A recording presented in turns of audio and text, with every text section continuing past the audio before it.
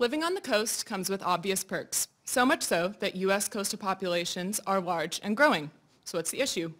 Well, as we saw in September, natural disasters like Hurricane Florence can overwhelm and severely damage coastal communities.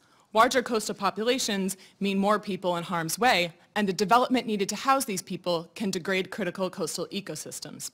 Typically, coasts are protected using gray infrastructure, so named because it involves concrete and other man-made materials designed as barriers. However, these barriers can fail just when they're needed most and may do more harm than good. Conversely, an approach receiving attention from scientists and managers is natural infrastructure. This method aims to tap into the protective and stabilizing capabilities inherent to natural ecosystems like salt marshes, mangroves, and oyster reefs.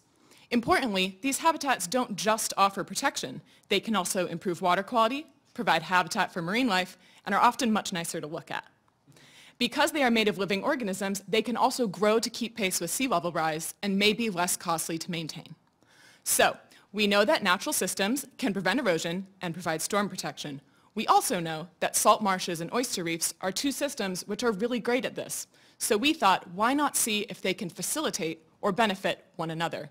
If the oyster-marsh partnership leads to better growth of each habitat, that means everyone, including the coastal communities near them, stand to gain.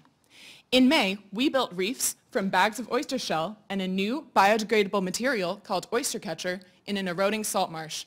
We expect that these reefs will support oyster communities where none existed before, and also that the salt marsh protected by these reefs will erode less and experience greater vegetative growth. We took a look at our reefs after Hurricane Florence, and although there were reports of gray infrastructure being damaged in the area, our reefs were unaffected.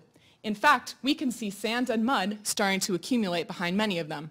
This is an indication that this reef is allowing ground to be gained where otherwise it would be lost.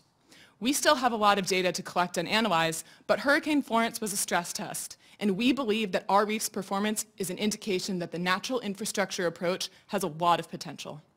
So in summary, natural disasters like Hurricane Florence are extremely disruptive and will likely become more common as we continue to feel the effects of climate change.